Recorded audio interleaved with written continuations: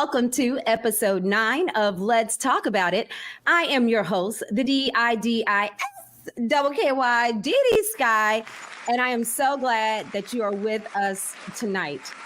But I could not start my show without my co-host. I call him the voice of God, the man behind the meme. Give it up for Major. DiDi, what's up? Hey, how are you? Oh, DiDi, I am excited. I can't believe we're here on episode 9. Already. Holy smokes. Time is flying by, and then, I guess it's what they say when you're having fun, and we're definitely having a lot of fun, right? I'm having more fun than anyone should have behind a computer screen with a microphone. Yes, ma'am. How are you? I love you so much, man. It's so not fair. Yeah. It's so not fair that you can be behind a meme and say anything and nobody will be able to come for you. They wouldn't know who to come for. It's very strategic. Very strategic, DiDi. You're just gonna put me out there. Well, somebody's got to be out there, DiDi, and you have it better than I do. Oh my goodness. Yeah. So I've been good. I've been great, actually. Okay. All is well. But things aren't going so well for Carly Russell. DiDi, I don't even want to get into it. Honestly, I am appalled. I am disturbed. Well, we're going to talk about that in our new segment, I Hate the Net, but not right now, after our special guest. But tonight's show is brought to you by Whisk by Gino. Discover your new addiction with Whisk by Gino. Luxury makeup brushes by celebrity makeup artist Gino Freeman. This line of pristine makeup wands are tried and tested for a perfect blend. Engineered with a unique combination of natural and synthetic fibers to create an ultimate set of brushes that are soft to touch and durable for all application processes. The order includes a set of 10 brushes and a leather traveling case. To make a purchase, visit whiskbygeno.com. That's WHISKEDBYGENO.com. Add luxury to your makeup kit with Whisk by Gino. Okay, that's dope. DiDi, let me ask you. Yes. I got to ask you because I'm looking at you and you look put together, girl. You look put together. Did you by any chance use those brushes to put that look on today? No other than Whisk by Gino. The brushes are absolutely everything that he professes. They are easy gliding. The makeup goes on perfectly. But yeah, I have my set right here. So. Okay, I gotta tell you, I'm gonna be honest. I'm gonna drop something here, and I just want to put it out there. So I have a daughter, and ever since my daughter was little, she liked to put makeup on my face, right? And so I don't mind that. I let her do it. I mean, I go full blown makeup. I'm not gonna lie to you, DiDi. I let my daughter do whatever she wants, except for like lashes. We don't do no lashes because I don't do the lashes. No, I don't do no lashes. But what I will say is, while she was putting that makeup on, afterwards there was all kind of little bristles all over my face. Right. So that means that the brushes are not very well constructed, and it's probably the types of hair that is used. And so that's why your daughter, how old is she now? She's 13 going on 40. 13. That's 13 going on 40. Yeah. That's a little young, but if you use Whisk by Gino, you won't have to worry about those bristles being left on your face. So I'm going to go ahead and touch myself up real quick, since we're talking about it, to knock off some of that shine. But yeah, get you some Whisk by Gino and you will be good to go. Major, also this week, my sorors of Delta Sigma Theta Sorority Incorporated welcomed 7 new honorary members who were inducted into the sorority during the 56th annual National Convention. Wow, that's crazy. Let me tell you who they were. Ambassador Bonnie D. Jenkins, Supreme Court Justice Ketanji Brown Jackson, former BET CEO media mogul Deborah Lee. I'm so excited about that. CEO of Warner Brothers, Channing Dungey, president of MSNBC, Rashida Jones, and former WNBA star Tamika Catchings, and also entrepreneur Phyllis Newsome.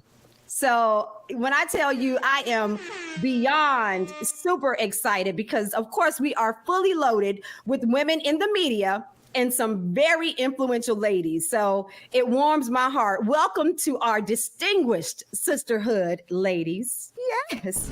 Oh. I got to give a shout out. That's right. That's right. So listen. Be sure to like, share, and subscribe. If you are following us right now, you're watching the show live here on our YouTube channel.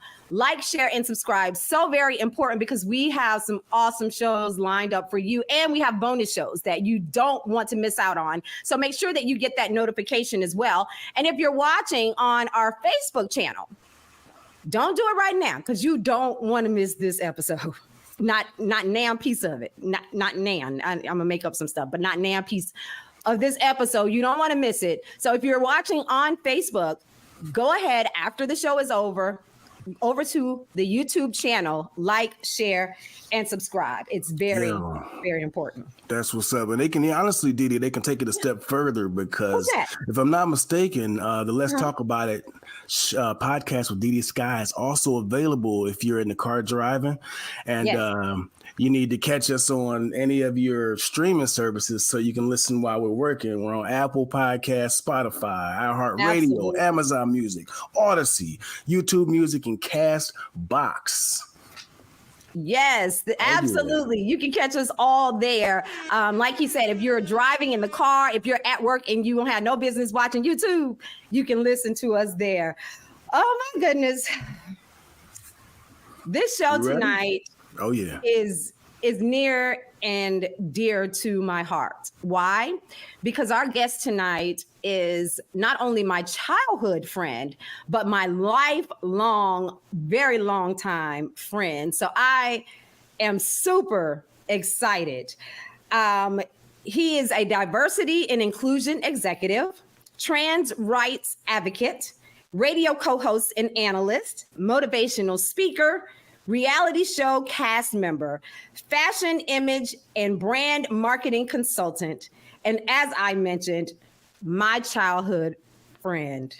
Please welcome to the show, Nick Devereux.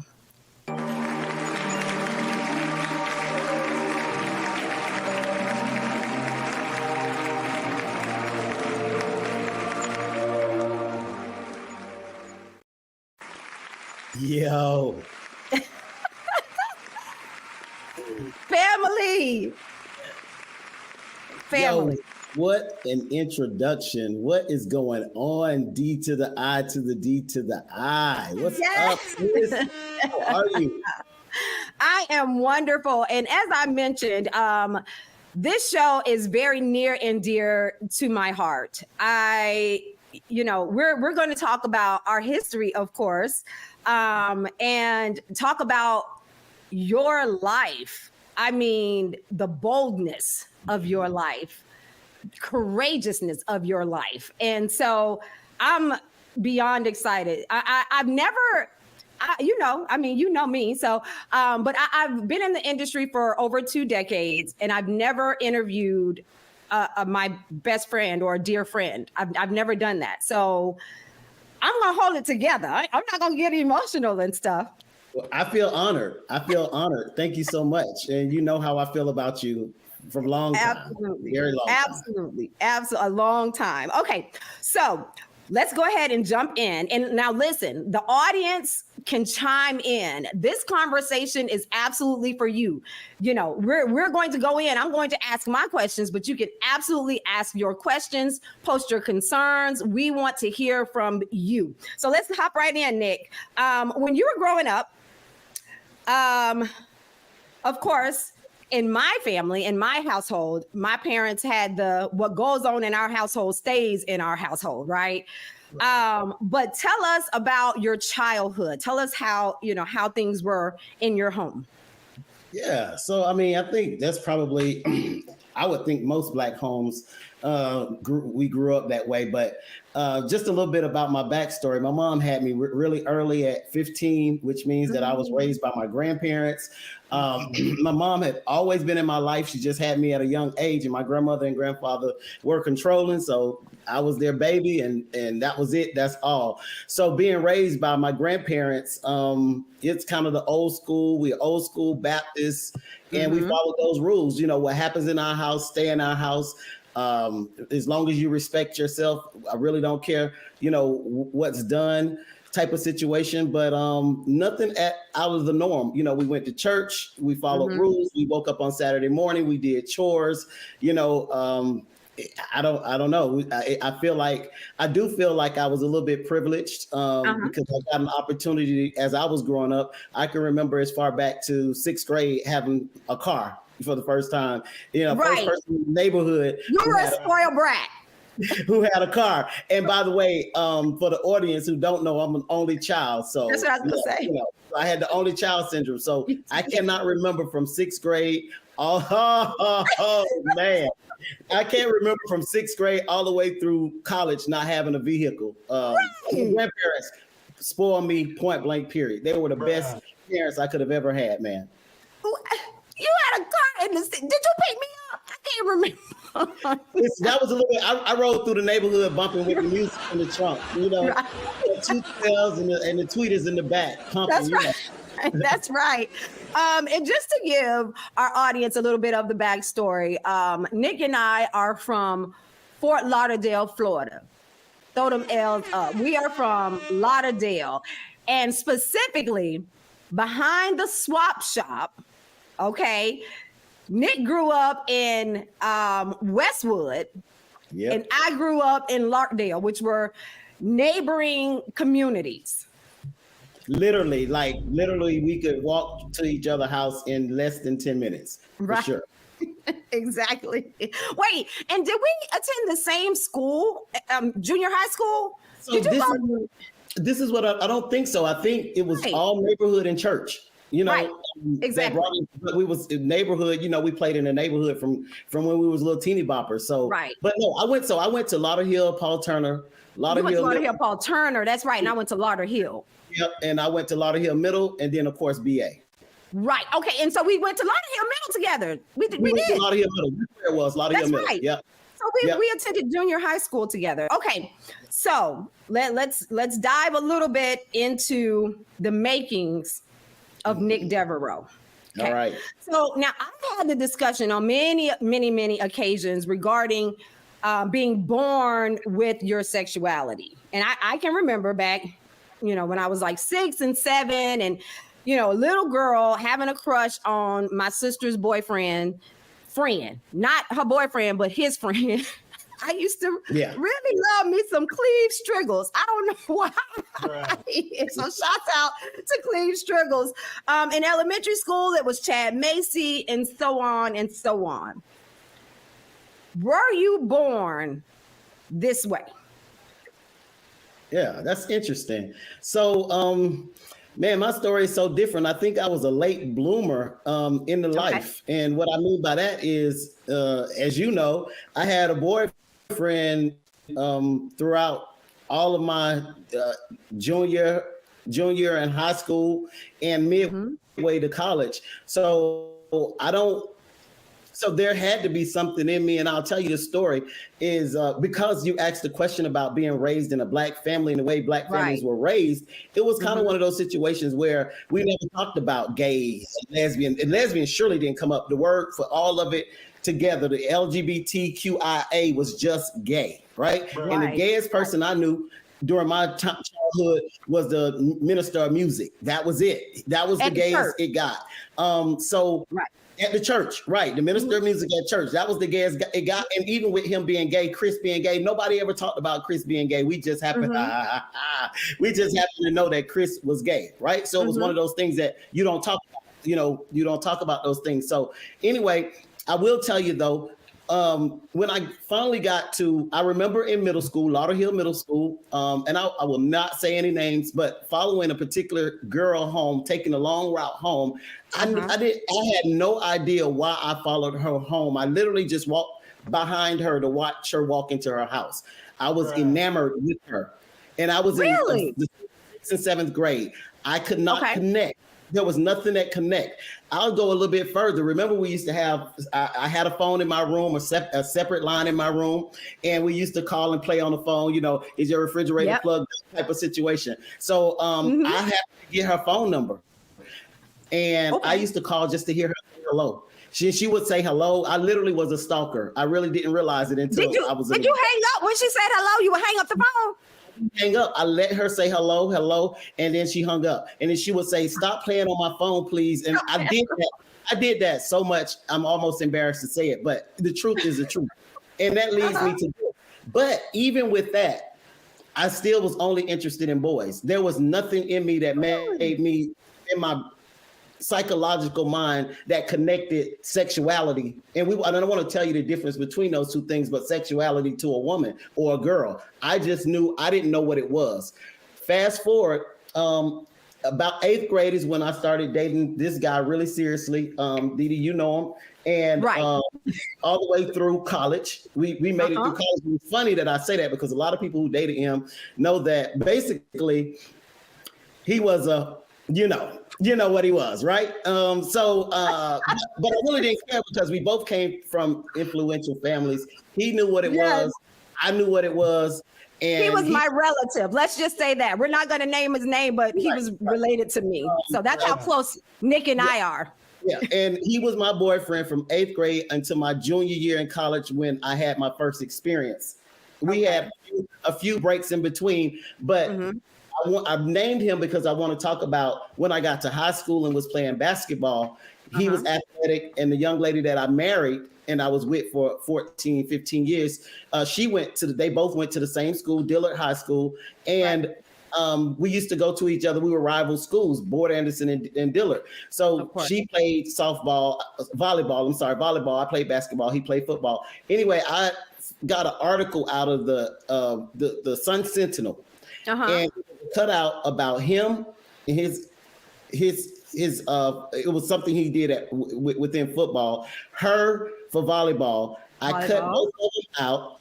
I literally put them in my locker next to each other. Lie to you not. I had both of them in my locker next to each other.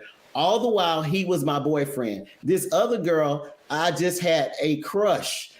She was dark skinned. She was beautiful. I thought, oh my God, this is the most beautiful woman I have ever seen in my life. And we're from Lauderdale, so let's be real. Gold teeth was a turn on for me, right? Gold teeth, she had a nice little grill. She had a couple of teeth, gold teeth. She had top and bottom grill out gold teeth with rubies in her mouth.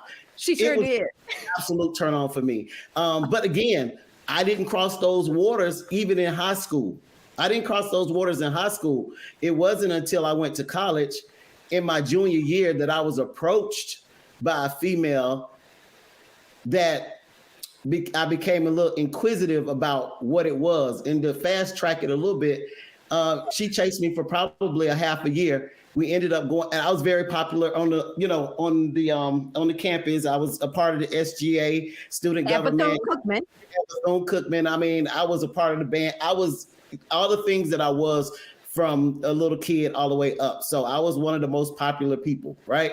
So we went to this party. It was a lot of gay people there, guys and females. And she was like, yo, won't you come with me back to the house? We having an after party, yada, yada, yada. And long story short, after that party, I had my first lesbian experience. I've never been in college. You're saying in college? My junior year, my junior year in college, I had my very first lesbian experience. It was that night after that party. And I've never been indecisive. So at that moment, I knew that's what I like. And really? I knew that's what I like. And now I had a situation with like I said, dating the guy that I've been dating forever. He was over at FAM. I was over at Cookman. We had each other keys, and we know what it was. You know, it was just one of those teen loves that we just didn't care. We're going to do what we do, and as long as we don't get caught. But when I had that experience, lesbian experience, I immediately knew that guys was not it for me. And if I can be transparent and honest, I'll tell you this. Guys was never what it was. It was when it came to sex, okay? So I never enjoyed sex with guys. I don't know how explicit I can get, so I'll say this. When you had sex the first time, you mean when you had sex the first time? Had you been with only, not being in your business like that, but had you been with like one guy and then that was just the experience and you were like, nah, I really don't care for? Yeah, he wasn't the only guy. That's why I said we was. Okay, so you had experienced men. You had experienced guys. Well, I mean, would I really call it men back in our day? But we could say men. But you know, in school, you know, we had breaks. We had breaks, and when we had those breaks, I probably think, and throughout my high school, it probably was 2 or 3 guys that I experienced. And during that time, on each one of them, I never ever enjoyed the sex. So oral was what I went for because guys like oral, and I can put them to sleep. I realized that I can put a Negro to sleep with my skill. Okay? Wait a minute. Okay, back up now. Back it up. Back it up. Do not. Hold on. I need to pause because I'm going to ask some additional questions on that. Hold on just a second. Yep. Wait a minute. Okay, shouts out to Kim, Stephanie, Robin is in the house. She's here, of course, and she has a lot to say. Okay, so you're saying that, like Kim said, not to sleep. I need some lessons. That's exactly what I was thinking, Kim. So you are. Yeah.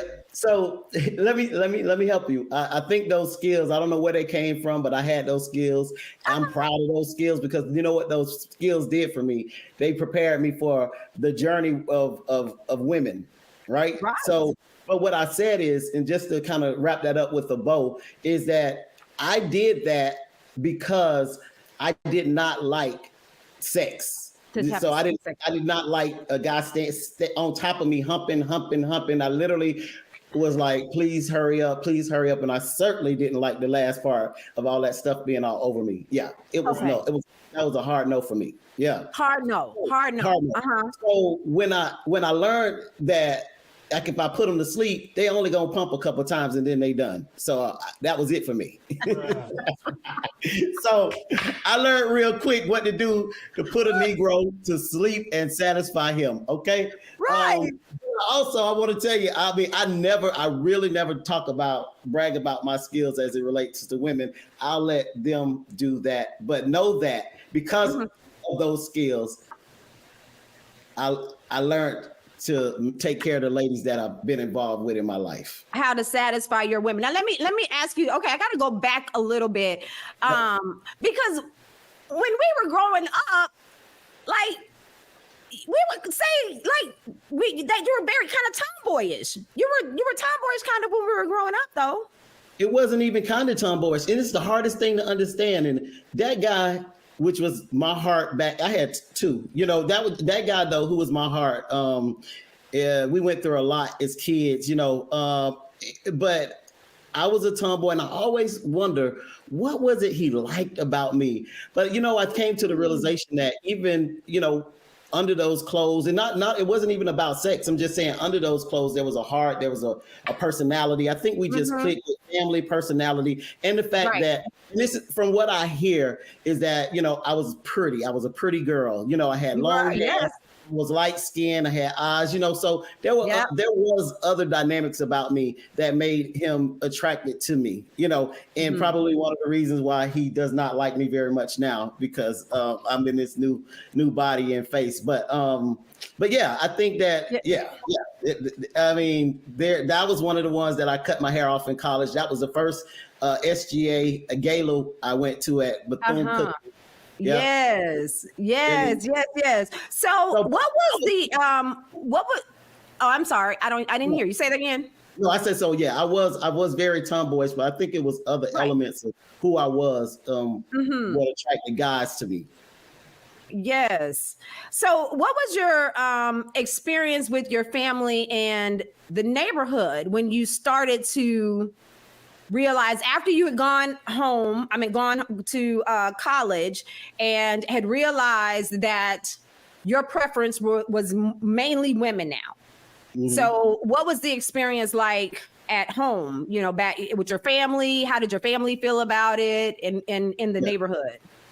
So it was funny.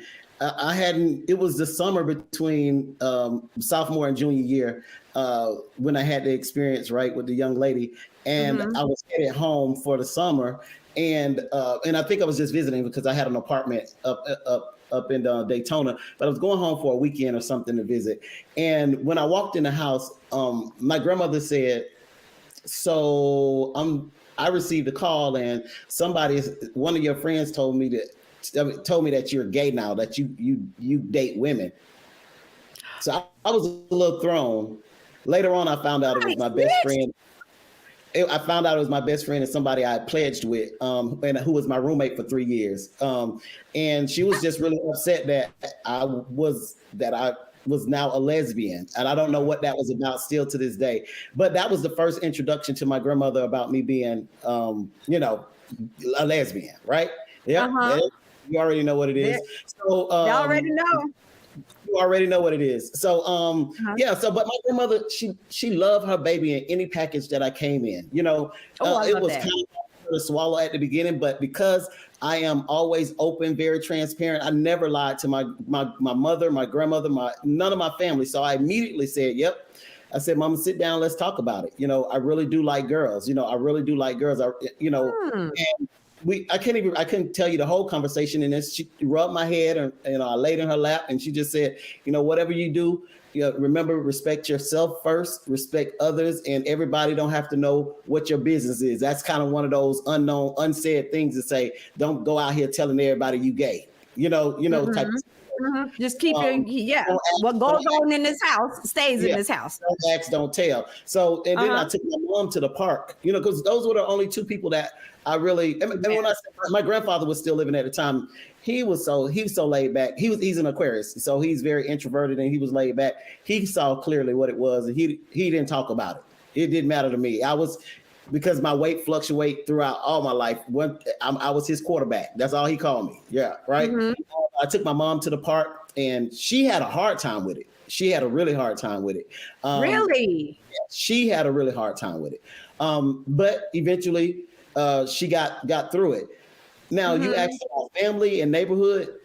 I did not care about. You didn't care about the Lockdale or Westwood. Yeah, I ain't care about Westwood, Lockdale. I ain't care about Mount Bethel. I ain't care about nothing and nobody except Ruth and Mary. That's my grandmother and my mom.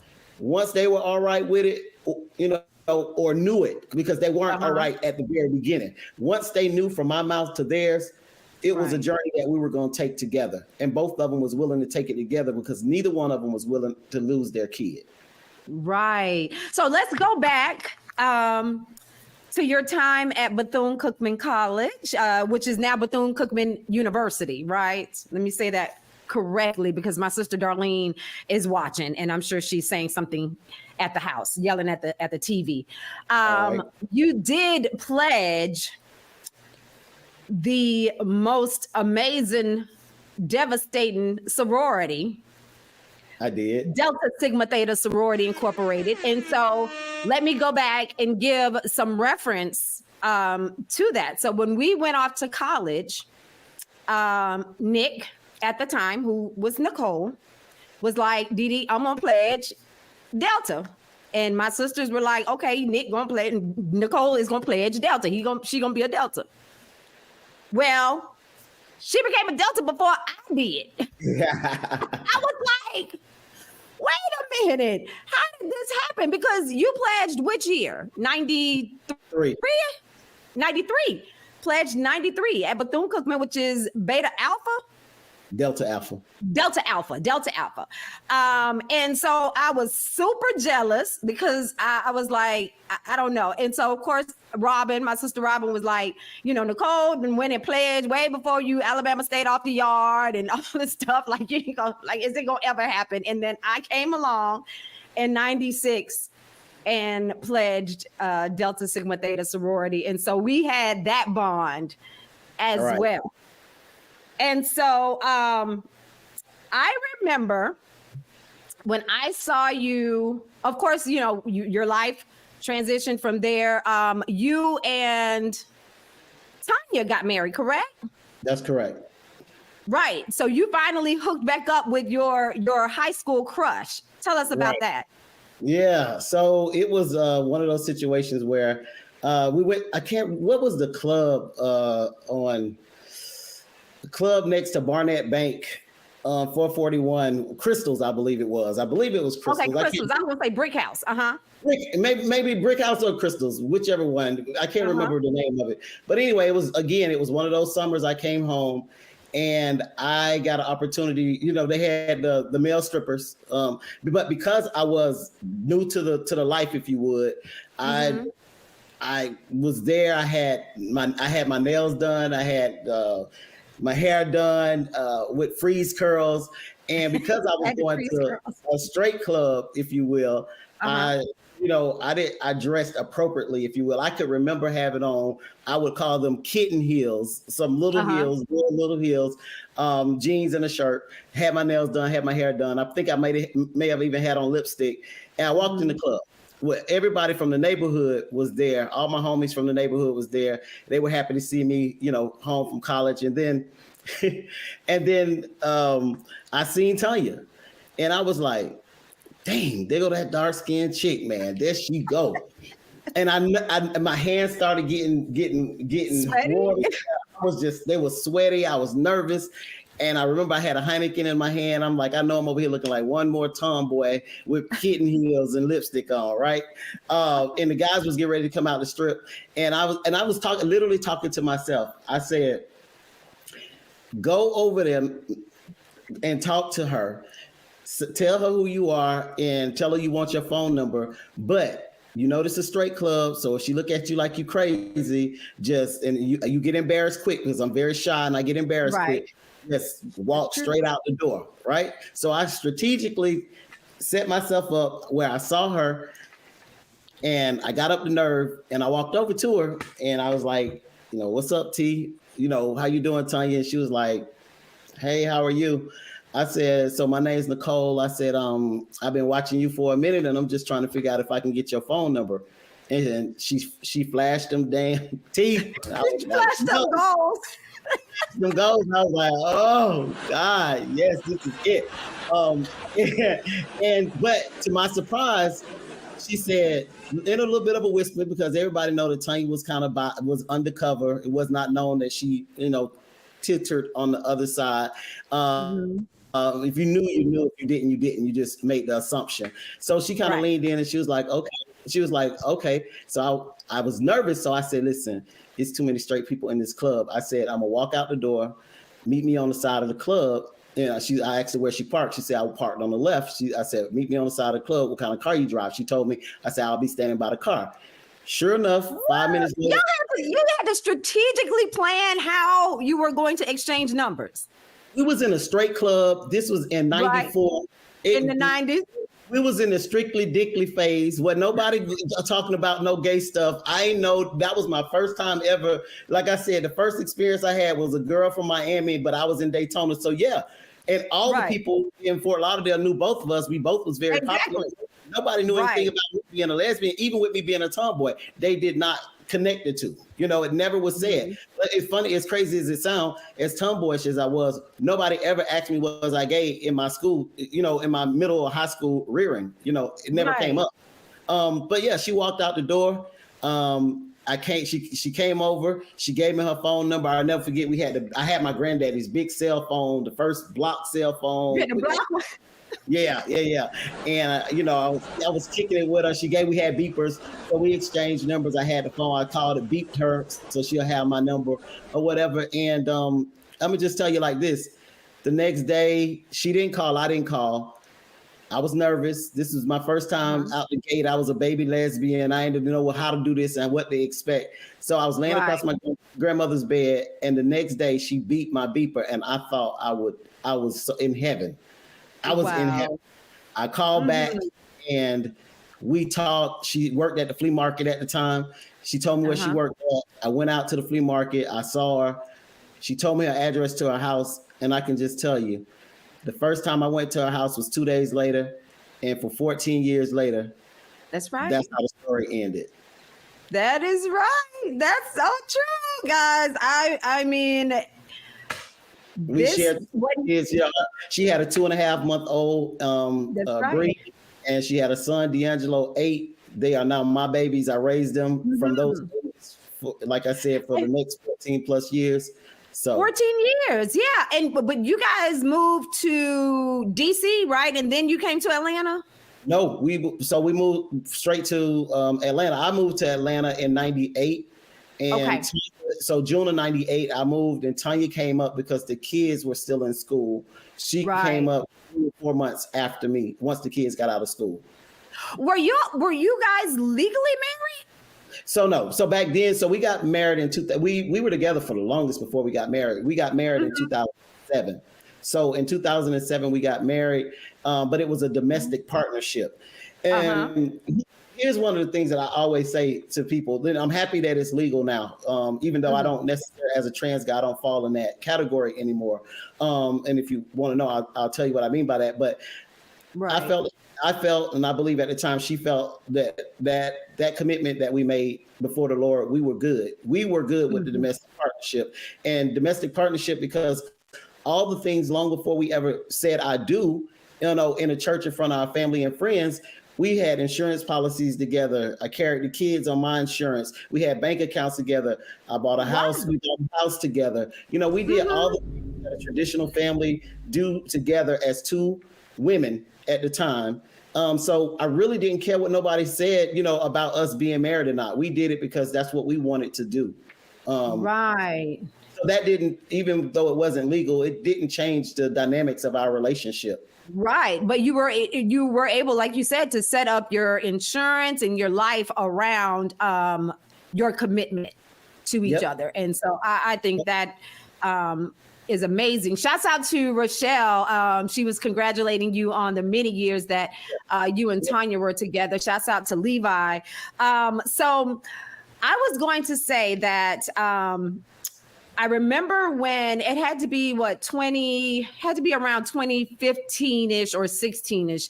I came back. I had moved away from Atlanta and I was living in Virginia, and I came in town for one of my son's birthday, Shalonda's birthday, and I saw you. I hadn't seen you in a while since I had moved away, but we would see each other all the time, and always kind of stayed in each other's life, but I hadn't seen you.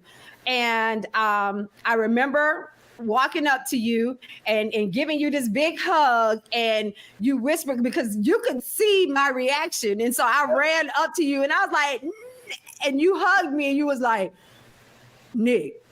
and I was like, huh? You was like, because you could tell I was getting ready to say, oh, and you were like, Nick, in my ear. And I was like, okay. And you said, we'll talk about it later. And I said, okay. And I remember you explaining to me later on, and at the time I was with my significant other, and he was trying to figure out, why are you all up on this dude? Like, why are you like? And I was like, this is my brother. You'll figure it out later, whatever. Right. And so later on when we spoke, you said to me, you said, sis, I'm transitioning.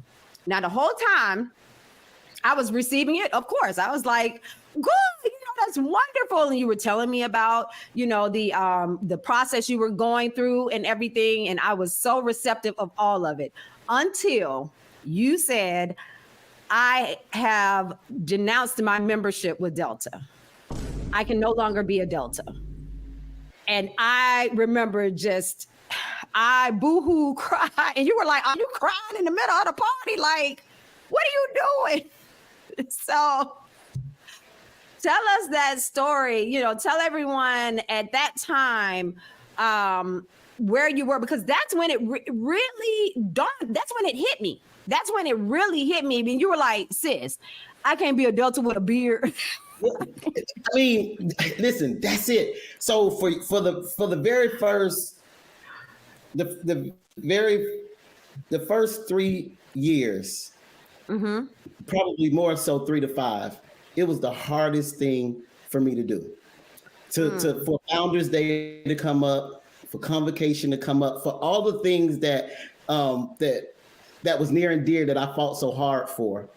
Right. The sisterhood that I fought so hard for, the Greek affiliations that I fought so hard for. It was very hard for me to walk away from it. I dreamt of it all my life from a little kid. You're right. And so, but the truth of the matter is this: I've made a decision to transition from female to male. I will never embarrass to do a disservice to my sisterhood by walking around with Delta paraphernalia, claiming Delta Sigma Theta, ooping, or anything else to embarrass the sisterhood. I have much respect. It's the hardest thing, and I can feel myself getting choked up thinking about it right now. I don't even talk about it anymore, as a matter of fact. Yeah. For the longest I always brought that subject matter up. I just kind of buried it. It's just difficult for me. I have so much respect for you beautiful ladies, my sisters. Y'all will always be my sisters. But it's just something, when you make a certain decision in life, you got to be ready for the consequences. And that was one of the major consequences that I had to be ready for. And I had to deal with it. So let's talk about the decision to transition. Why not just remain and if I get the terminology wrong, please correct me, because it's about educating as well. Why not remain, I guess, a stud or a lesbian or whatever it is? Why not just remain there? Where did the decision come from? Did you just kind of wake up and say, you know what, I want to take this all the way? It was a process, just like the journey, right, of transitioning. So it was, well, let me just say this for people who online that may not know how to differentiate between the two. So studs are dominant lesbians. So girls, typically they are dominant females who wear men clothes most times. You know, that 90% of that's how we define studs. So yes, I was a stud. I was a dominant lesbian. From, you can kind of imagine, from being a tomboy, it was a perfect fit for me. You know, it was a perfect fit for me. But I felt comfortable being, I had more male characteristics as it relates to how I dressed, how I act, even in my mental capacity of how I thought along those lines. Some of them was toxic masculinity, even as a stud, you know, but I took on that role. And even in my family, while I was married, I took on the male role as a stud. Right. In our culture, in the gay and lesbian culture, we built things like most people here now, ballroom culture and house culture. Right. We had the house culture. So my ex-wife was the mother of the house. I was the father of the house. And hence my pronouns, they were everything, even as a dominant female, was boy.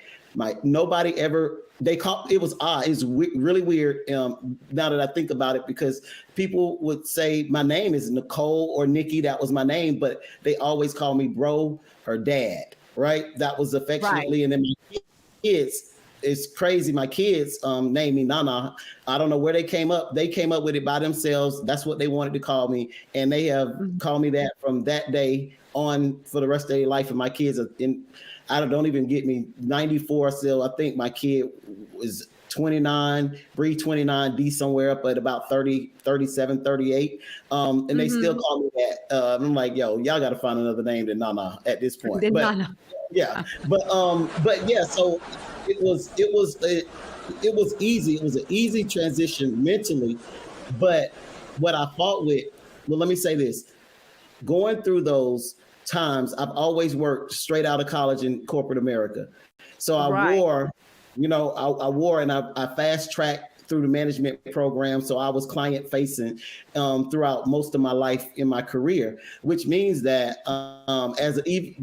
dominant lesbians are accepted in corporate America. That's not a problem, So it was pretty easy for me. As long as I performed, my productivity was well, which it was, I was good. But what happened is I had a girl closet, if you will, for my daytime corporate. And then I had a boy closet for my after 5 attire. And that literally went on for 10, 15 years. And at the end of my marriage, I was tired of having to intertwine my closet, if you will, or my life. And I really still didn't know that transgender men was a thing. But I was a club promoter here in Atlanta for over 10 years. And I got an opportunity to connect with the ballroom side of the LGBT community. I had a ball. I threw my first ball during Pride. And one of the guys who I knew was a stud, he had moved to New York and he came back to participate in the ball. Well, when he came back, he looked like a man. He had a full beard, bald head, muscles. And I literally was like, wow, what is this and what happened? So I asked him and he said, yeah, I'm trans now. And he gave me something. And I was like, really? And that was in 2007. And I immediately started researching what transgender men were, right? Okay. And did years of research, and I referenced that 2007 because I didn't actually start my transition until 2013. Right. So you see how many years it took. Carefully planned. I said at the beginning of this that my grandmother was my heart. And she was older by now, and she started deteriorating, if you will, life. And she was the most important person in my life. I did not want to disappoint her. I'm thinking in my head, Lord, Nick, you went home in 94 and you told the lady you was gay and you came home with boys. Then, you told her you with girls. And now all of a sudden you're going to go back and tell this lady you a man, and she's 73 at this point, 73, 74. And we're making a decision if we're going to put her in a nursing home for care. So that means it's really a sticky subject for me. So I dealt with that emotionally for years and years and years. But what happened is when I started seeing my career suffer, because I literally started going into the office with a girl shirt, men pants, and men's shoes, and my self-esteem was just blown. I felt like I wasn't productive. I wasn't a productive manager. I wasn't giving back to the people that I mentored, the people who reported to me. It just felt like it did. And my boss called me in one day. She was the VP of operations, and I was the regional customer service manager. And I had responsibility for over 450 people in the call center in Canada and North America. So I did a whole bunch of traveling, a whole bunch. And she was just asking me, what's wrong? Like something is wrong and I can't put my finger on it, right? And like I said, I know I'm going through a divorce. I'm not myself. And I'm making some personal changes in my life. And I just had to make a decision then to figure out what I wanted to do. And it was at that point, after that conversation, that I knew that transitioning was what I needed to do for myself, because I no longer felt comfortable wearing any parts of girl clothes. I didn't feel comfortable in the skin that I was in. I felt after 5, I felt the most happiest. When I'm in my boy clothes, I felt the most happiest. For years, people will tell you, if you find pictures, I never smiled for years. I can remember the first time I took my shot, I had the biggest smile on my face and I hadn't stopped smiling from that day in 2013 now, like as it relates to looking at myself in the mirror.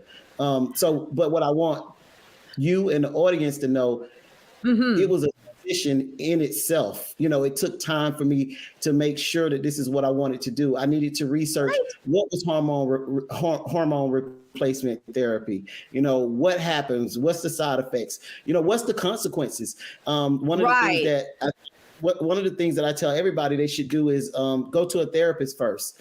And I remember, I'm going to tell you a story. I went to the therapist, and I had a big ego. I was the big time promoter. I was making money. I was married. I had kids. We had one of the biggest houses here in Atlanta, and all things was good for me. I had tons of money. You know, like life was good. Like I couldn't even phantom living the life that I lived as two lesbians and kids, right? But it was when I went to the and by the way, like I said, my career was soaring. I was very young, the very first person that was a regional manager over, North America and Canadian business, right? And when I went to the therapist, first thing the therapist said, he said, so what I want to tell you is to prepare your resume. So I sat back and I said, what do you mean prepare? What does this mean? He's like, I said, basically, do you know who I am? I'm this. For the last 5 years, I've been the top star, in this, I manage an EBITDA of 5 million plus, with no deficit. We went through all of this conversation. He let me do all of that talking, and he sat back and said, I know what you think, but I'm telling you, as you get ready to transition, people who used to be close to you, people who used to love you aren't going to love you anymore. They aren't going to accept you the way that they used to accept you. You are going to be ostracized. You are going to feel left out. You're going to be emotionally broken down. And quite frankly, you're probably not going to be in the same role that you're in today. And can I tell you? Did that happen?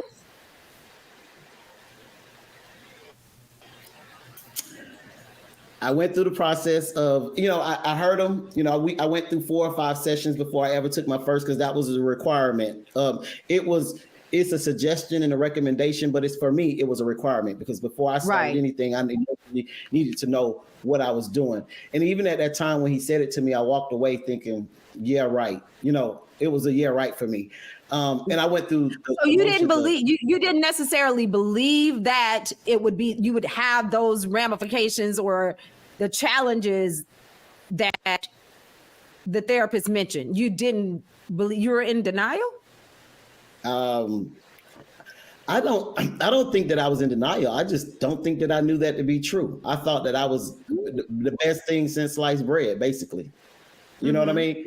I thought seriously, I was the best thing since sliced bread. I thought that my productivity and my team and all of the accolades that I had gained in this role that I was in for 10 years, that there was no way that I could be replaced. For no reason. We know that Georgia is a for-cause state. You can terminate people for anything at this point. But I still didn't think it was going to happen. It was just one of those things that I didn't think it would happen to me. I think that's what it was.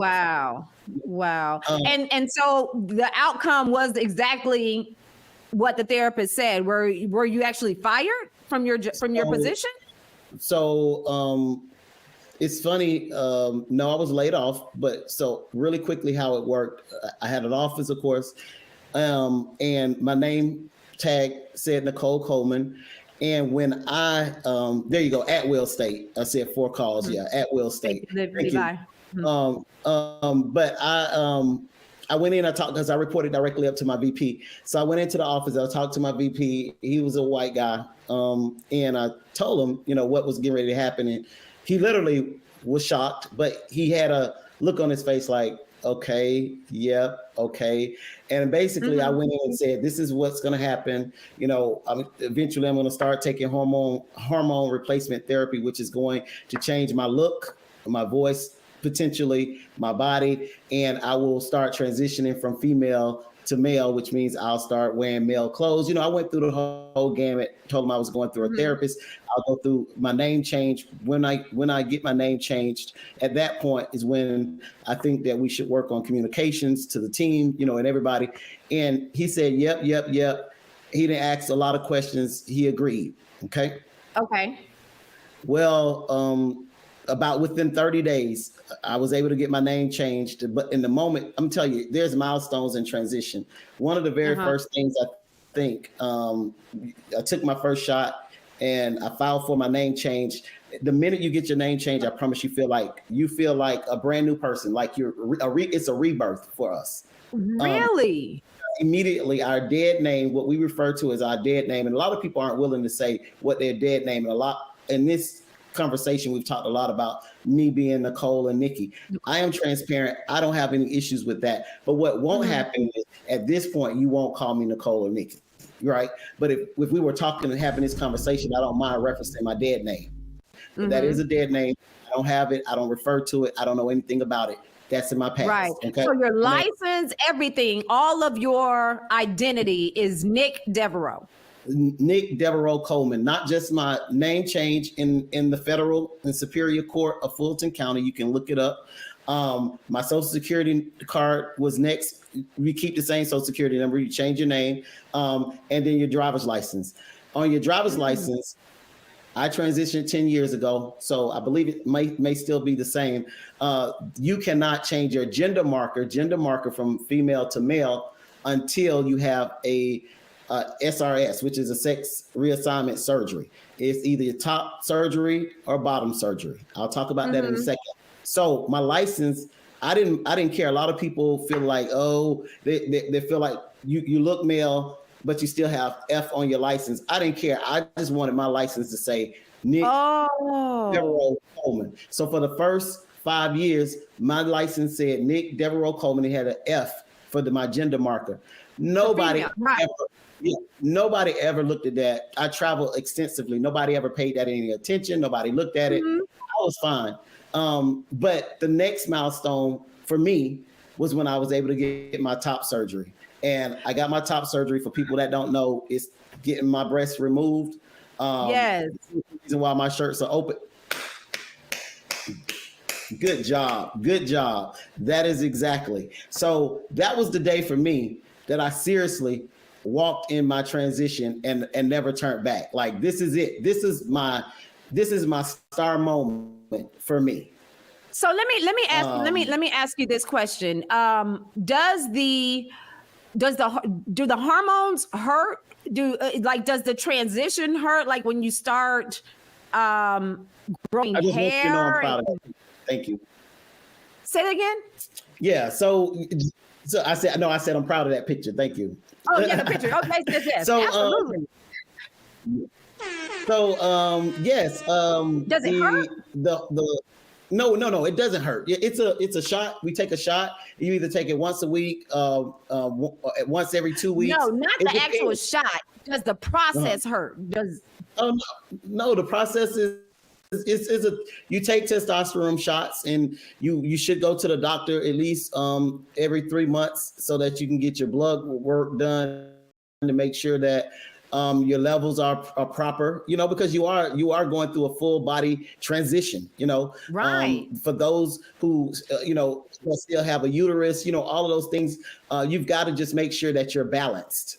Right. So no, so what about the none top? of it hurt. What about when you had the top surgery? When you had that procedure done, was that painful? So yes and no. I was put to sleep. Right, I was put to sleep. So, what's up, cuz? So I was put to sleep and on anesthesia. So I didn't know. I just I had brains. And for 4 to 8 weeks is how long you had to stay out. That very first picture you saw. I think they if you didn't see drains, they may have already taken them out. Post-op, they take your drains out in 1 week, and you really just can't. They basically recommend you not to go back to work for 8 weeks. So I can tell you now though, yeah, I was healed up in about 4 weeks. And when I say healed up, I felt pretty good with my scars or whatever, with my drains out. So none of it, probably the first 3 days, it probably was painful with your skin pulling back to its capacity and getting used to, being flat instead of, heavy. And no joke, I was heavy. I was very heavy set in my chest. So there was a lot had to go. I'm the happiest man ever. But no, it doesn't hurt outside of just the first, I would say week before post-op. Do you plan to do the bottom as well?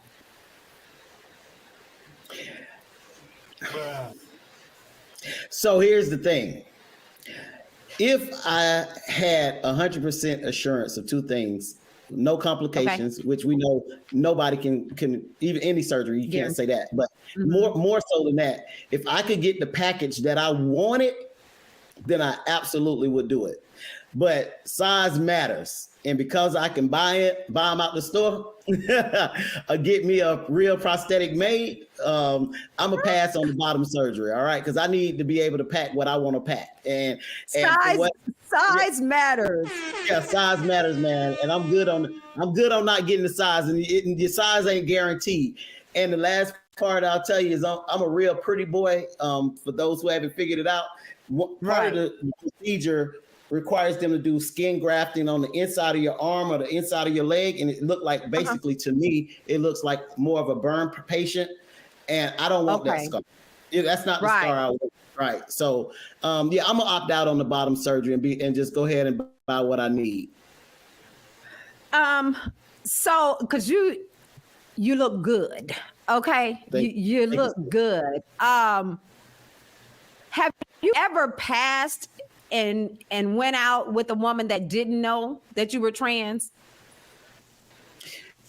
Yeah, thank you for asking. I don't know if I'm rare or not. I do not believe in that. I believe, and people say I talk too much, I tell too much of my business, but that's who I am. It's who I've always been. I believe in full disclosure from the gate, out the door. And because this was my most recent relationship, and you may or may not was going to talk about it, but I'll just tell you real quick. Her and I laugh all the time because she says, on our very first date, I opened my phone with my pictures and showed her my anatomy. I'm like, this is what I got between my legs. Bruh. But I call it my dick. That's what I told her. All right. Okay. So I want you to relate to this is my dick. Okay. But so yeah, out the gate. Listen, out the gate. It was very clear that we had some sexual chemistry going on. It was chemistry there. And I wanted her to be clear, I look just like this. Yes, my chest looked like this, but there is a little different dynamic between my legs. Okay. And I just need you to be aware of that. Right. And I also pack whatever size you need, but yeah, I believe in full disclosure. Now, I mean, did you say whatever size you need? Whatever size. She laughed. She used to say I had 12, but I got the size you need, baby. Whatever you need to satisfy, I got it. But yeah, I believe in full disclosure, even if it's not. I'll tell you, everything ain't about anatomy, but that was really a true story that I wanted to tell. So no, I don't go straight for what's between my legs. I think it's quite disrespectful for people to even ask. You know what I'm saying? I want to be clear. Let me tell you, don't ask me.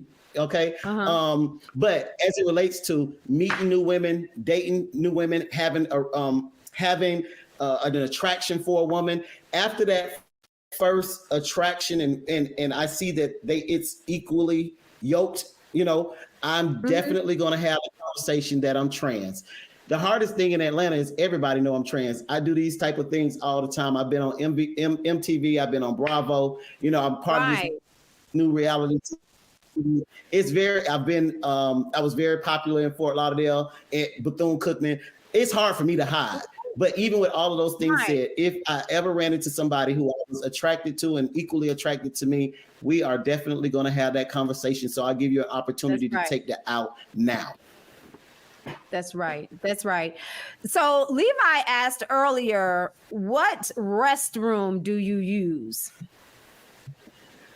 I'm a man. I don't know what I'm a man. I use the men's restroom and I stand up and I piss in a urinal. I piss in a urinal. That's what I do. Man, what? I'm sorry. What did you just say? I said I use the men's. I mean, do y'all really think? Let's talk about it. I'm sorry. That's all. How in the hell? Let's talk Nick, about it. What the hell are you using it? Yeah, I'm gonna repeat it for you. Yeah, for real. No joke. I'm dead serious. How the hell do you pull that off? How can he not? I don't know if this is X-rated. If I can say some of the things, but I gotta say whatever you want. Don't get scared on here. I'm just saying. I stand up. So let me share this with you. One of the side effects and what we call benefits of transitioning, mostly, there's a dynamic between your legs that grow longer than normal. So the normal clitoris generally grows anywhere from 3 to 6 inches. Right. Okay. Hence, some boys are blessed even more. So because it protrudes out, you can stand up and use the urinal. That's where the piss come from, right? So you can stand up and use the urinal, or you can stand up in the bathroom. There ain't no way you're gonna ever catch me in a men's restroom squatting. Never. Okay. Never. Wow. But I will put you on game and be 100% transparent and tell you, we also have this thing. It's called a P cup. Look it up on Amazon. Women use this oftentimes that are in the flight industry. What they do is when they can't go to the restroom or they got to stand up, they're moving a lot. It's a P cup. I wish I knew you were gonna ask me that. I would have showed it to you. Oh, that would have been perfect. I need to see that. Oh, actually, hold on. Give me 2 seconds. Yeah, I want to see because I'm not trying to be disrespectful. Just that when you said that, it's all about education. So off guard, I was like, wait a minute, what? There is never a dumb question. There is never an odd question. That's why the show is called Let's Talk About It. And so Robin said, Major woke up finally. Yo, I'm DiDi. I'm sitting back here, and I'm telling you, I've learned so much today. I have literally learned. Levi, you a fool for that. Right. Levi said he thought you was asleep too. Exactly. Yeah. Nick woke him up. Okay, now what is this, Nick? I'm gonna give you the full screen. I want to see this. Yes, please do. So this is a P cup. This is a P cup. You stand up. This goes between your legs where your clitoris would sit like this, and this stay in the urinal. Okay. Of course, it's in my pants. When I do use it, it's in my pants. So you would say, well, if I'm standing next to you, well, one, a nigga shouldn't be looking across the urinal to see what I'm packing anyway. But we know some of them. No, they do. I said, but we know that some of them do. So you have this in your pants, and just to be clear, all of this is covered up, and you literally only, if you had to really see something, you will see about that much of it. Okay. Oh, so it's hidden. Okay. Yeah, and so that's something that you would wear. You would wear that. So I don't wear it because it's plastic. So if I go to a club, if I go, wherever, it really does travel with me. Most times it's in my car, and my ex would die because she always say, "This is so nasty. I can't believe you pissed on the side of the road, and left and put it back in the car." Yeah, I wiped this motherfucker off and put it in the car. Shit. So when I got to use the bathroom again. But I can do what you gotta do. I want to be clear. There is 2 options. A lot of guys are blessed where we can stand up, and it depends how the urinals are. There's some tall ones, there's some short ones. It would look. I hate the short ones because it's really awkward if you're standing up, pissing over it, like you're standing over it, right? So, but it's options. We can do both. Trans guys can do both. You can stand up, or you can use this object. Okay, so I've been asked before, in conversation, when a trans man holds themselves, and you're answering the question because you're saying that it's something there for you to hold. You got something. So on the pictures, if someone sees a picture of a trans man and you're actually holding yourself, you're cupping yourself. Do we have a picture of what I'm referencing? Major. Oh, he about to go to get a picture. A Major probably has one, I'm sure, of you just holding yourself. You know how a man holds himself, Oh, hold their like their nuts? Yes, you know, just the pose of standing there. You know what I'm saying? Yeah, like, every man gotta hold their. Yeah, we gotta hold them every now and again. Exactly. Right. That's a perfect picture. That's a perfect picture. I'm gonna zoom in on the part that we're referencing. Right. Yeah, because I mean, every man I think I know has done that, including myself, DiDi. And so I've heard the question, you know, the questioning from men saying, what is a trans man holding? And so Nick clarified that in this discussion tonight. If you had any questions about that, guys, he answered it for you. Well, actually, so there's a couple different things too. We also, because I want to educate completely in my pants, besides my natural, what I call my natural, besides. Oh, okay. Okay. Let me give you the full screen one more time because the full we screen. need to see. Okay, education. Understand this, y'all. Okay. That's called a packer. I have never heard of anything like this. This is a packer, and we wear this oftentimes. You see, it's flaccid, right? So it's just, you know, so it's real easy. You put it in our boxer shorts. That's a nice size too. A brief. Is it now? Well. What we don't, I mean, you can't do anything. You can't. So we call some things pack and play. This is not a pack and play, which means that you can't use this to have. Oh, you can't use that? Oh man. I mean, DiDi, don't get hard. You see that? Okay. Don't get hard. I mean, I'm not going to show you the ones that I'm definitely not. I don't think y'all ready for the next level yet. But this. Okay, let me ask you this: does that come in different colors? It does. Does it come in? It does come in different colors. Okay, so for our Caucasian people, you know, trans, or it comes in different. It come in, you know, the Caucasian white, and then the tans in different light up spectrums, different spectrums. Yeah. Mm-hmm. Robin's so stupid. Please stop showing Robin. Robin done passed out, left the show, came back. Yeah. Where's my quiet Nick? She wants you to be so quiet and shy, but you have transitioned in more ways than one. Yeah, man, listen. I want people to know. You know what I'm saying? Yeah. And I also want to put a plug in for some of my brothers that don't believe in wearing Packers. This isn't for everybody. You know, there's different variations of trans guys. You know, some wear Packers, some don't wear Packers. You know, some wear the full pack and play, so we can get down. And to be honest, if I know I'm gonna get down that night, I go to the club. I'm gonna wear my full thing, so when I get home, I'm ready. So it's a full shebang. It's ready. It's a whole thing. I'm ready. Me and my lady go out and we come home. I'm drunk and I'm feeling good. We about to get it in. Yes. And they come in different sizes too. Yeah, absolutely. Would you wear one that may be a little bit bigger than another one, or do you have one like this a favorite? I have a transparency. I typically wear a 7-inch flex. And that means I can use it for sex as well. It's not as flaccid as the one that I just showed you. Okay. It does have some flexibility, but it literally stands up. So when I take my pants down and I'm ready, it's standing straight up. So I'm ready to go for the gusto. When I just want to play around and just want to have a print, if you will, I don't put no socks in my shit. What you get, you know. And then if the big boy, I ain't gonna talk about that. But yeah. Yes, I love it all. Educational, entertaining, engaging. Let's talk about it. So we want you to call your friends, call your family, tell them you don't want to ever miss one of these shows, because we're going to bring it to you straight.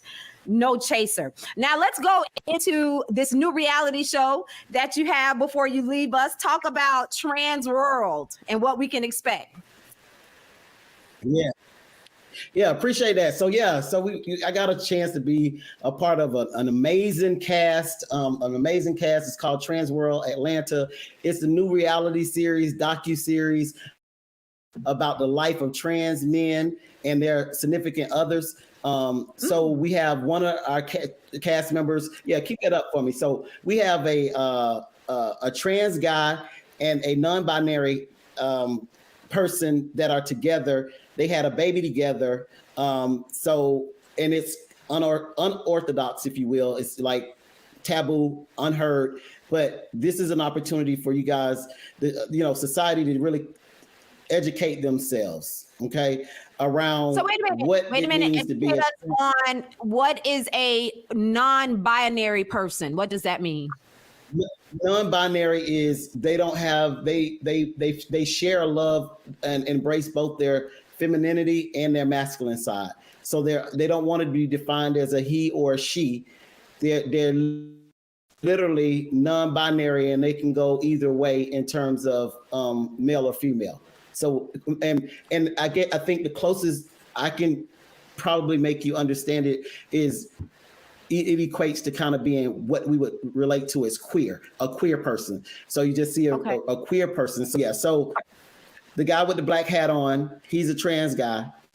He's an A part in the story because this is about trans guys, right? So he's the A story. That's his partner, Alfonso, as you see.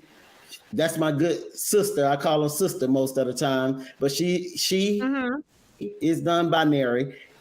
He was born a biological male, but he has both queer, female, and he embraces both his male and his female side. So he goes by non-binary. He associates himself as non-binary.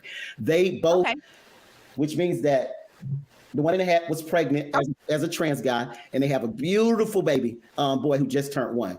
You've got to tune into TRANSWorld to hear his story.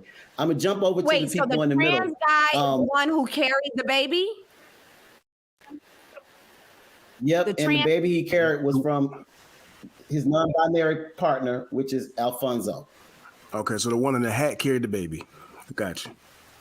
Okay, that's correct. Okay. Yep. Gotcha. Okay. And the couple in the middle with the white on, he is, and by the way, his name with the hat on is J-Mo. His partner name is Alfonso. The guy in the middle with the white jacket on, his name is Malik. He is a trans guy like myself as well. He's an A part in this story, so you'll get an opportunity to hear more about his story.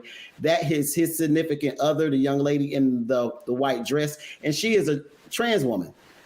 She's identified as a trans woman for, oh my gosh, I can't tell you exactly how long, but it's been literally over 20 years.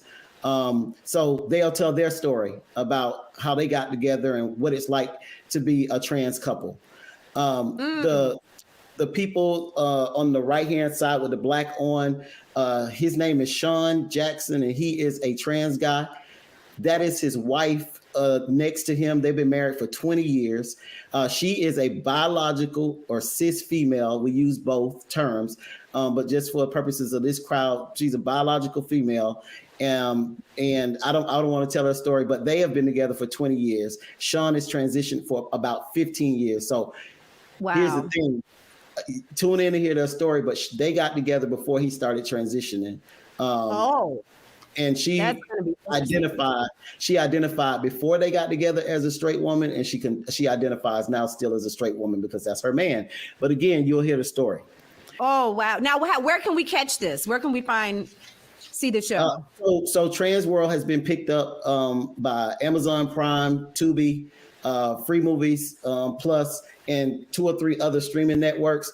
The deal with them is they don't tell us the date until about a week before it's actually going to launch. So what we expect is that it should be launching sometime. I would think late fall, maybe September, October. Follow us again on our YouTube at TRANSWorld Atlanta or our IG TRANSWorld ATL to keep up, or you can follow me on I am Nick N Devereux IG or my Facebook page, Nick Devereux.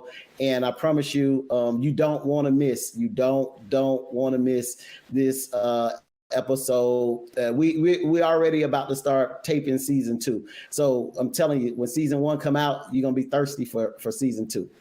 I'm really excited. And before you go, will there be a book about your life, or how do you feel even about a movie? I've been approached with a lot of those things, and I think I've just kind of kind of fell in the background, and I've just allowed people to ask me to do things, and I've not really aggressively done it because I'm really an introvert. Really, home is where I love home, traveling, and shopping. That's what I love, and all of those things I love to do by myself. I can do those things by myself all the time. So all that said, I've been approached about a book. I've been approached about my life, and this is TRANSWorld. Will give you a little bit of my life. It was, and I'll just give you a little bit. My life was completely in turmoil during that time because me and my fiance was together. We were supposed to be on it together. She decided not to do it. And then now 3.5 years later, we aren't together. I'm not okay with that, but it's life, right? I'm not okay with it, but it's life, and I'll be okay with it because what I'm saying is I'm not okay with it because who thought after 3.5 years and you get engaged that the end would be you go your separate ways. So So I don't know what's in store. What I've leaned on as I leave this is the Holy Spirit and my faith and my spirituality. My spirituality as it relates to listening, being still, and listening to what God has really truly destined for me, and not trying to make the path myself or not asking Him for my will. In all of these things now over the last year, I've strategically asked God for His will to be done, even if I'm not going to be okay. So that's why I love that. I love that, my friend. Oh my goodness. This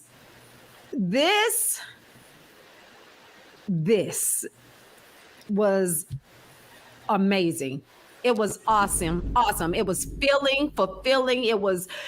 I am speechless because you shared parts of you that many people have never done with us. You have educated us, you have entertained us, and you have enlightened us. And I am just so grateful for you. And I am just so proud to call you my friend. My friend. I appreciate you, sis. This is good. I know that it's been a long time coming. I appreciate you even thinking about me out the gate when you thought of your podcast. I'm humbled. Absolutely.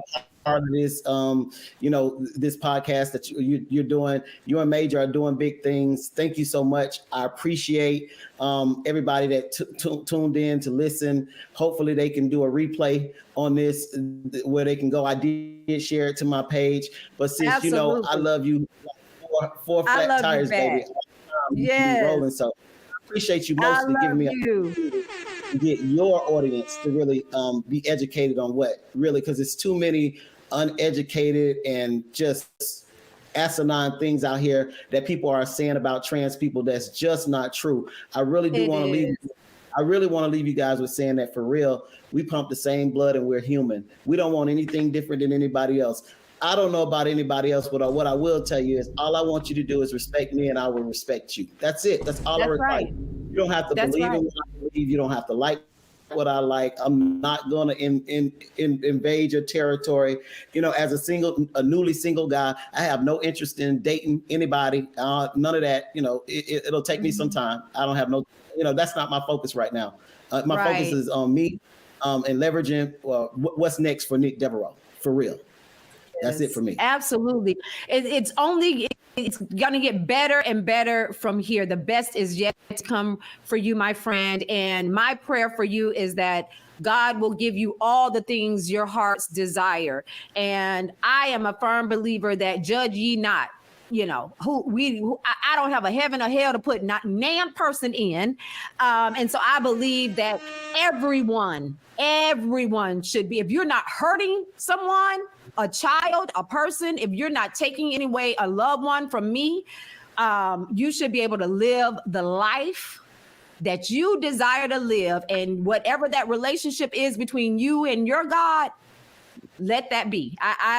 I am a firm believer that everybody should be able to live their own life. That's just the way I feel.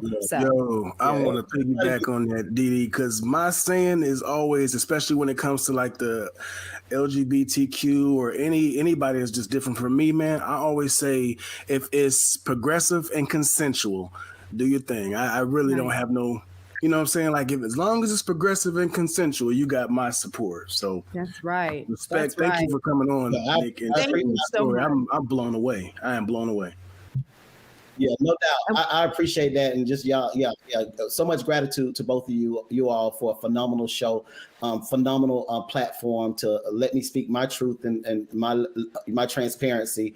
I'm just grateful, eternally grateful. Absolutely. Thank you, sis. Absolutely. Thank you so much. Thank you so much, Nick. I'll talk to you later. All righty. Woo! My goodness. My goodness. What a show. We went way over time. No, but it was worth it though. But it was so worth it. It's so worth it. My I feel like we were gonna go over on one of the shows. This was the show to do it on, DiDi. Absolutely. We could have definitely been filled with Nick and more information and education for hours to come. Like we could have done more hours with him because he just provides so much knowledge and clarity, which is, all of those questions that people have had over the years of, well, how do they do this and how do they do that? Right. I mean, shouts out to Deborah and Bria for watching. But really quick, Major, we got to talk about this. It's time for our new segment, I Hate the Net. Yeah, DiDi, and I've got to be honest, I'm starting to hate the internet too. I'll tell you what, let's just jump right on into I Hate the Net because yes. Yeah. Oh my goodness. So, as I mentioned earlier before the show started, Carly Russell, the 25-year-old who appeared in Birmingham, Alabama, after calling 911 and claiming that she saw a toddler on the side of the road. Well, she reappeared a couple of days ago at her parents' home. And then it came out through her attorney, when was that, on Monday, that it was all a hoax. It was all a hoax. Yeah. So I am just... Carly is going down. I gotta be honest, man. When I first heard the story, I was just like, man, not another person, not another Black woman, not another child. Like, your initial knee-jerk reaction. Exactly. Then as the story started unfolding, DiDi, I was just blown away, man. I mean, we got. They said she disappeared. She pulled over on the side of the road and saw a toddler. We actually have the 911 call up here. If you want to hear it, we can play some of it. You want to hear a little bit of it?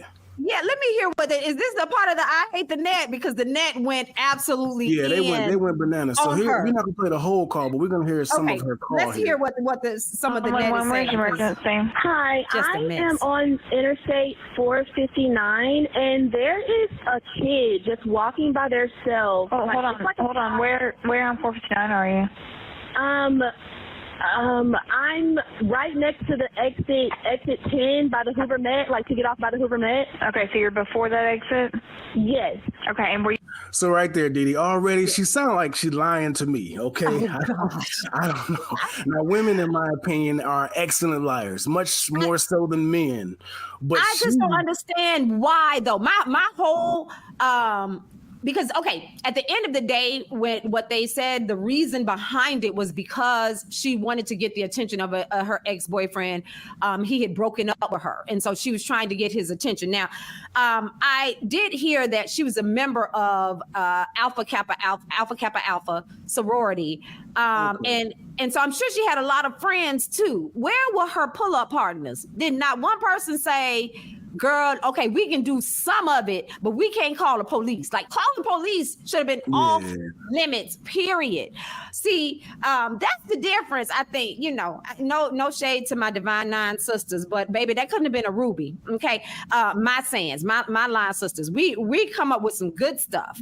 We would have had a whole, a whole conference call on how we gonna strategize to get the attention of my ex, if that was the case. Like, we would have come up with it would have been a whole plan with blueprints, actors and actresses, and all of that. So I'm just, I'm slightly disappointed in her, and I believe that she is going to probably get she's going to probably get some time. I think they're going to, maybe give her some probation time or something like that, because that was a false report. So I mean, and so when you say that, like how you say you and your girls would have got together and put the whole story together, and that's the difference between men and women. See, a man will tell a lie and have no backup plan and this, that, and the other. A woman will tell a lie and she'll have everybody in. They all have a script. Everybody be in. We would have had the back. My girlfriend Monique is on here. I would have had my boy, my godson Jeffrey. We would have been like, okay, Monique, have Jeffrey run halfway up, and then we'll go and get, like, we would have had a whole plan, because we good at that. Yeah, she wasn't good. And then the crazy thing is she started Google searching, right? So she was going to do the plan all by herself. The first thing that they say she searched up was, do you have to pay for an Amber Alert? Oh, like, come Lord. on, man. Do you have to pay for an Amber Alert? Yeah, and then she wanted to know what the maximum age of an Amber Alert was, DiDi. So now you see the story unfolding, right? So there were apparently they said that the police said there was never, ever a toddler. There was never a toddler. Of course not. No. Yeah. It was a white toddler. She said it was a white toddler with no pants on. And she said she was kidnapped by a white man with orange hair. Right. But then she stopped by Target and picked up some snacks. It was just all wrong. It was just all wrong. And again, it's very unfortunate. Let me tell you why I have a problem with this cry wolf syndrome, because there's over 30,000 missing people of color in the U.S. and half of those people are women of color, are us, Black women. And so it definitely waters down the need for them, for us to have the search for us when we're missing, seriously, because of this kind of cry wolf syndrome. I'm so mad at her. And you do know the guy she didn't get him back. He has totally distanced himself from her. So that plan failed totally. Yeah, I mean, she was stealing money out the register, apparently. She was trying to figure out how to steal money from register without being caught. Like, this was ridiculous. And then a one-way ticket to Birmingham to Nashville. She was going to start her new life, DiDi. She was going to start her new life. And her poor family, her mom and dad, just all wrong, Carla, just all wrong. So, oh my goodness. Well, I'm glad she is back. I can't say that, but I am definitely sending up prayers for her and her family, and her ex and everybody, because nobody wins. Nobody is winning in this. This was not good. Yeah. But I know we won. I can say we won tonight with this show. Shouts out again to Nick Devereux for coming by and schooling us on all things trans man. What a show tonight. We are so grateful for you all for joining us tonight. Thank you so much. Don't forget to like, share, and subscribe. Like, share, and subscribe. Also, if you have a chance, make sure that you check us out on all of your streaming platforms. Everywhere you get your podcast, we are there as well. So check us out, and be sure to follow me on all social media platforms at DiDi Skky. Major, tell them how they can check you out. Yeah, if any of you are daring or bold or courageous enough, you can hang out with me at Design by Major on all social media platforms, and we're gonna hang out. I want to thank you all for tuning in to this extra long, phenomenal episode. It really. It was all worth it. It was all worth it. Thank you guys again. And before I go, you know what I say, go for your goals, reach for the stars, because the sky has no limit. I'll see you next time. Bye.